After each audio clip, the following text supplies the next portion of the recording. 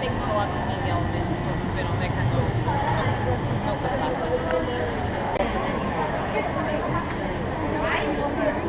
Sim.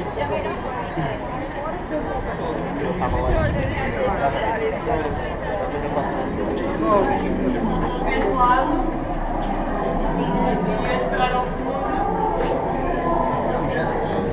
Esperar ao fundo. Obrigado.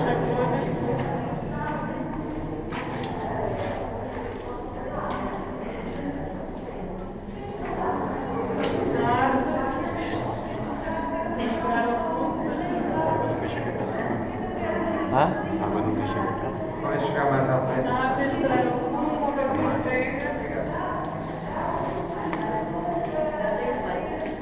Concretamente encontramos no interior de uma estrutura que se chama criptopórtico.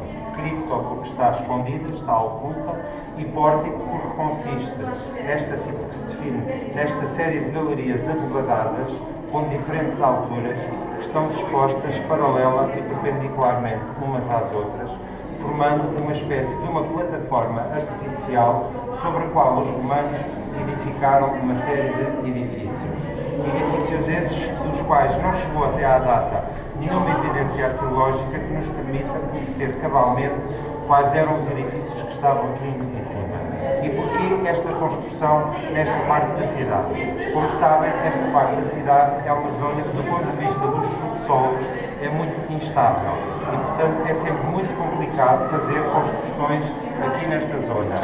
Seguramente que ainda estarão recordados do que foi o folhetim para a construção do metro no Terreiro do Paço, pois esse problema também existia na época romana, e é então que eles vão adotar esta solução como uma solução de engenharia que lhes permitiu então criar uma plataforma devidamente estabilizada para então construírem uma série de edifícios por cima. Este monumento terá sido construído num primeiro momento, logo nos inícios do século I depois de Cristo. Isto porque, se repararem, a galeria onde nós nos encontramos tem troços distintos, é constituída por troços distintos que não estão alinhados uns com os outros. Tanto podem ver aí atrás que há um troço todo em cantaria que está desalinhado relativamente a este outro onde nós estamos, assim como aqui sucede a mesma coisa. Ora, nós presumimos que estes troços em cantaria serão os troços mais antigos do monumento. Isto porque há de reparar que esses troços todos têm uns silhares que se caracterizam por ter uma moldura à volta, no centro da qual se destaca uma espécie de uma almofada, que são os chamados silhares almofadados. Este tipo de aparelho construtivo é muito comum nas construções que são feitas durante os reinados dos imperadores Augusto e Tibério. E, portanto, presume-se que tenha sido alguns nessa altura que esta estrutura tenha tido a sua primeira fase construtiva. Posteriormente, nós não sabemos se na sequência de algum fenómeno sísmico, aos quais a cidade de Lisboa, como sabem, está ciclicamente exposta, ou se terá sido uma necessidade intrínseca da própria cidade, esta estrutura vai ser refeita e, portanto, vai ser requalificada, e daí estes outros troços distintos que vocês podem observar que são feitos em argamassa e nos quais ainda é possível distinguir e observar o negativo das madeiras da cofragem que fizeram a sustentação destas abóbadas a quanto das suas construções. Como sabem, logo no século I depois de Cristo inicia-se aquele grande período de prosperidade romana que é chamada Pax Romana, e mais ou menos até aos finais do século II o Império Romano vai conhecer um momento de grande prosperidade e grande crescimento económico. Lisboa, ou Licício, era a cidade mais ocidental do Império Romano e, portanto, era através da costa da Lusitânia que se fazia a navegação que ligava o mundo mediterrâneo ao mundo Atlântico Norte. E, portanto, com o incremento da atividade mercantil e da atividade comercial, é possível que a cidade de Olicípio tenha sido obrigada a requalificar e a adaptar todas estas infraestruturas que criou numa zona portuária, porque nós presumimos que os edifícios que estavam relacionados com este criptopórtico seriam edifícios ligados às atividades mercantis e portuárias da cidade de Olicípio, e, portanto, é natural que alguns, nessa altura, devido a uma maior procura da cidade, esta estrutura tenha sido redimensionada e requalificada também. Nós não sabemos quando é que ela foi abandonada. Esta estrutura vai atravessar toda a Idade Média e toda a época moderna, sem que exista qualquer referência documental à sua existência, e é só após o terremoto de 1755, quando se procede à reconstrução da cidade, que esta estrutura vai ser identificada pela primeira vez.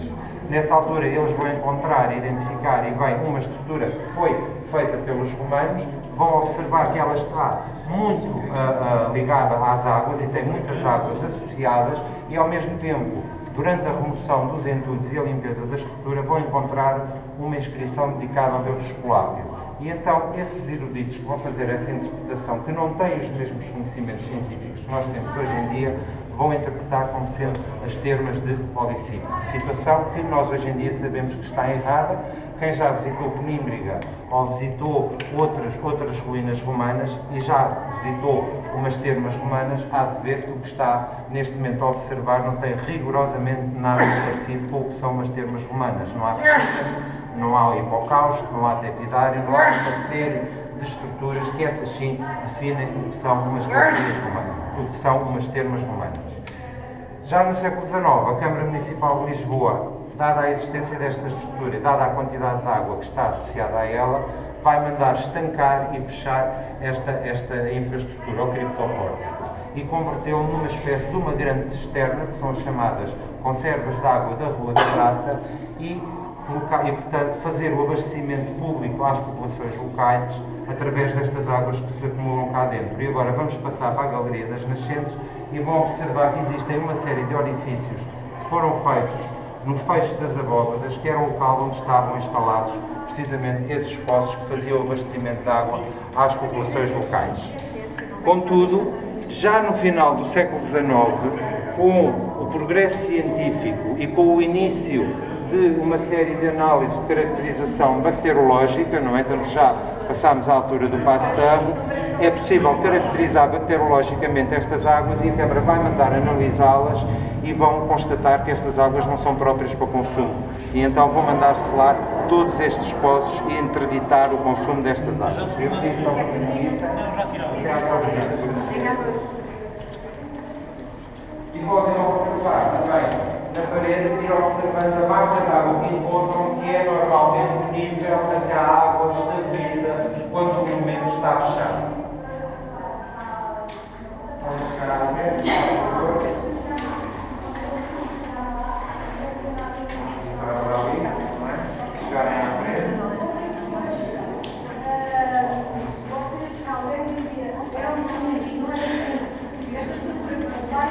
A quantidade de água que tem que ser impregnada para ficar visível. Eu pedi que chegassem à frente, se faz favor, mas não lhe sei dar números. Já que não lhe sei dar números. Pois não é fácil, e o procedimento não é hoje. Portanto, isto veio... Pedi que chegassem à frente, se faz favor, para verem, e podem observar nesta galeria, que é chamada Galeria das Nascentes, foi também uma das razões porque eles interpretaram esta estrutura como sendo termas, porque, se observarem, existe uma grande fenda que percorre todo o fecho da abóbada, desce na parede do fundo e rasga todo este pavimento. E é através desta fenda que se faz a submersão parcial do monumento, que normalmente se encontra a este nível, que é a marca de água que está aqui dentro. Na altura em que esta galeria vai ser descrita, a falha, esta fenda, já nos é descrita, assim como o aparecimento da água cá dentro, que depois vamos ver do outro lado, forma uma espécie de olhos de água e daí a ilusão de que se trata de nascentes, que sabemos que não se passa. Isto porquê? Porque estas águas correspondem aos níveis freáticos que correm por baixo da cidade de Lisboa, os quais, com a expansão urbanística e por pressão urbanística do crescimento da cidade, estas águas foram sendo empurradas para cima e foram engrossando, o seu caudal foi engrossando. Como sabem, a antiga Avenida Almirante Reis corresponde a uma ribeira que corria a céu aberto, que era a Ribeira de Valverde. A Avenida Almirante Reis também corresponde a uma outra ribeira, que era a Ribeira de Arroios. Ribeiras essas que, no seu percurso natural e antes dessa pressão urbanística, corriam a céu aberto, se juntavam a alguns na zona do Rocio e juntas corriam, desaguavam depois no Tejo. Essas ribeiras com o crescimento da cidade de Lisboa, foram sendo entulhadas. Mas as águas continuam a existir e, portanto, a água faz o seu caminho, se não o tem, faz o seu caminho. E engrossou estes níveis freáticos que correm por baixo da cidade de Lisboa. Por outro lado, os níveis de circulação atuais são diferentes dos níveis de circulação em época romana. A título de exemplo, na zona do Rossio, onde, na sequência das obras do Metropolitano de Lisboa, foram identificados os vestígios do antigo circo romano de Olicipos, estes vestígios estavam a cerca de 5 metros de profundidade.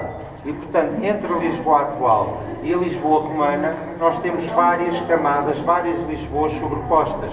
Temos a Lisboa islâmica, temos a Lisboa medieval cristã, temos a Lisboa dos descobrimentos, temos a Lisboa pré-pombalina e temos depois a Lisboa atual. E, portanto, os nossos níveis de circulação foram sendo empurrados para cima e as águas foram ocupando também esse espaço.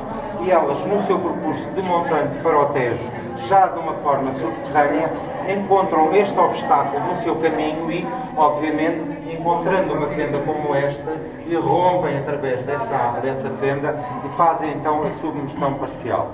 Aquilo que nós visitamos hoje em dia será apenas uma parte do que seria a estrutura primitiva.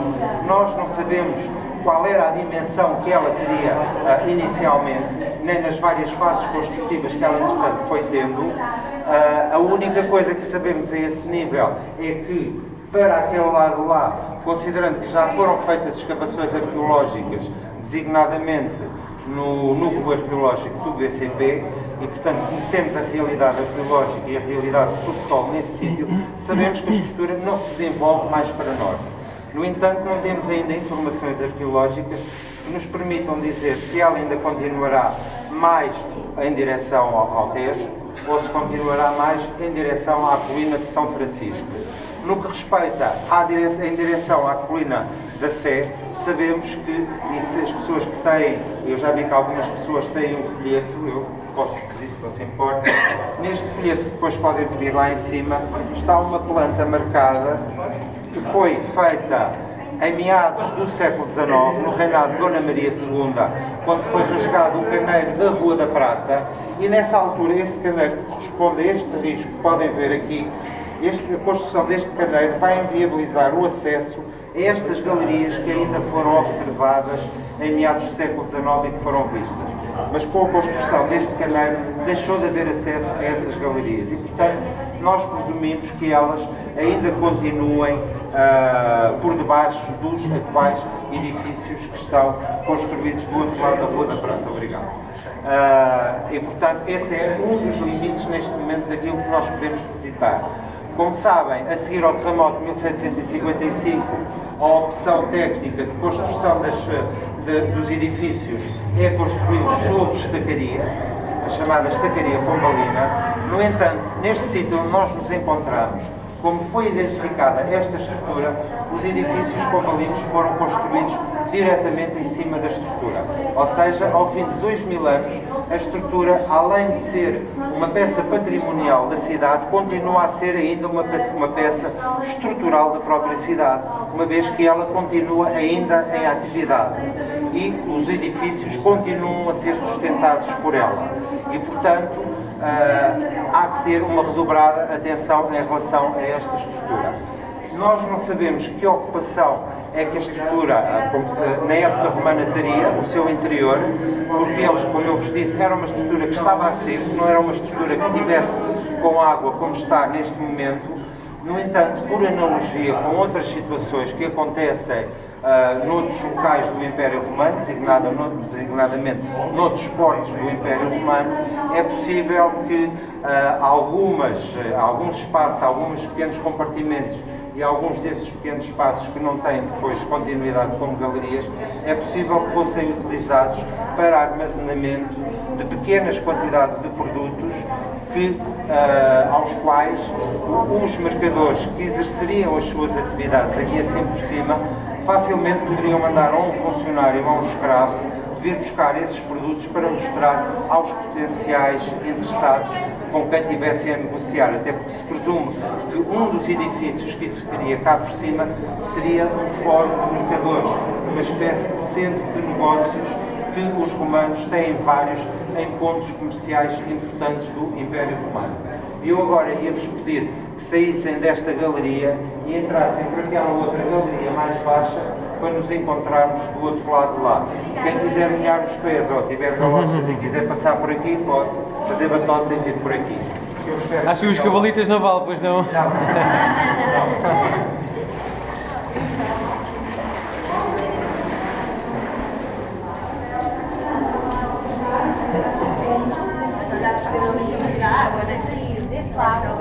Vai entrar nas coisas.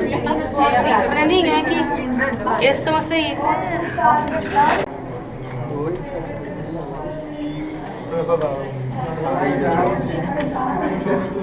Não.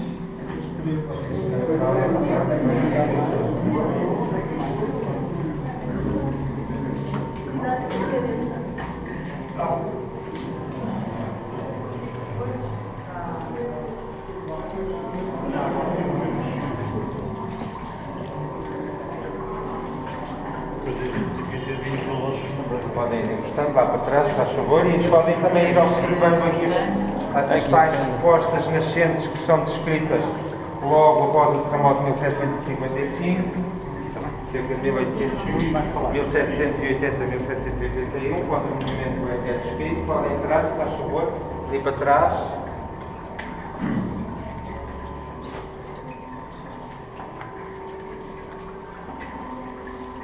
Então, melhor a expressão desta enorme fenda que podem ver e que vem que se passa também naquela parede de lá, e observar aqui assim também este fenómeno que cria a ilusão de se tratarem de nascentes e, portanto, daí o nome Galeria das Nascentes. Podem também observar o sistema construtivo que os romanos adotaram, que foi a colocação de uma primeira camada de opus caimentício, que é esta argamassa com esta pedra de calibre médio sobre a qual nós estamos neste momento, e ver que a força da água, juntamente com ela, traz também umas pequenas areias. Isto significa que os romanos colocam esta primeira camada, diretamente sobre as areias fluviais e sobre, portanto, esta praia que existiria nessa altura, aqui nesta zona, para criar então esta plataforma artificial. E é sobre esta camada que eles depois vão estruturar estas galerias para definir então o criptopórtico. Portanto, trata-se de uma solução bastante engenhosa, adotada pelos romanos e que é muito comum em todo o Império Romano, não só para fazer face a estas adversidades de caráter geológico, mas também para fazer face a determinadas contrariedades relacionadas normalmente com a topografia. Quem já visitou Coimbra e visitou o Museu Machado de Castro e o criptopórtico sobre o qual esse museu está, além de ser um criptopórtico com 2 andares, a razão por que ele foi construído ali foi porque os romanos queriam construir o fórum e, como tinham uma zona de encosta, porque Coimbra também é muito acidentada, eles criaram na encosta uma plataforma artificial que foi rasgada a partir da encosta, precisamente para criar a tal plataforma nivelada, para depois então assentarem o fórum de Emínio em cima desse criptopórtico. Portanto, é uma solução de engenharia recorrente a nível da construção romana, até mesmo em sítios planos. Quando eles querem dar algum destaque a algum edifício, é comum eles construírem, essa situação existe, por exemplo, em Conímbriga, eles construírem um criptopórtico para porem os edifícios mais importantes da cidade por cima desse criptopórtico, precisamente para lhes dar mais visibilidade no âmbito do panorama urbano que circunda esses edifícios. E chamava a vossa atenção também ainda a respeito desta fenda para uns aparelhos que estão colocados, que são 3 aparelhos chamados fissurómetros, que são aparelhos que estão permanentemente a monitorizar esta fenda e a recolher informações acerca do seu comportamento.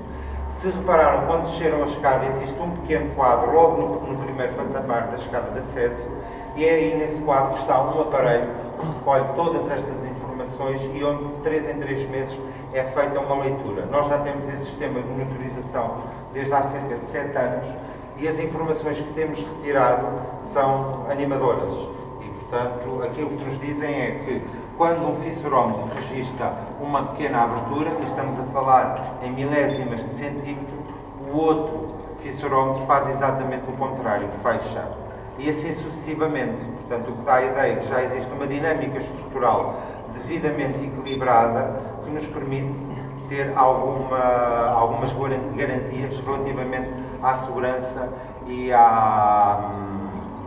realmente à boa técnica construtiva que foi feita aqui, ao ponto de 2000 anos depois esta estrutura ainda estar ao serviço da cidade de Lisboa. E deixava-vos à vontade então para fazer algumas questões, se quisessem colocar, e para fazerem algumas fotografias e verem então estes pequenos compartimentos que também existem ao longo das galerias, designadamente desta aqui, que poderiam ser as tais pequenas celas para armazenamento de pequenas quantidades de produto. Se tiverem alguma questão, faz favor de colocar. Havia alguém que me perguntava a serem por causa das águas.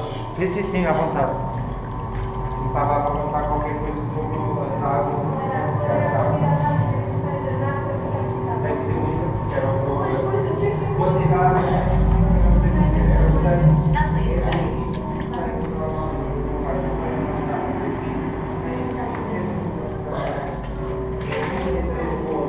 Para retirar o grosso da água e depois tem que estar permanente.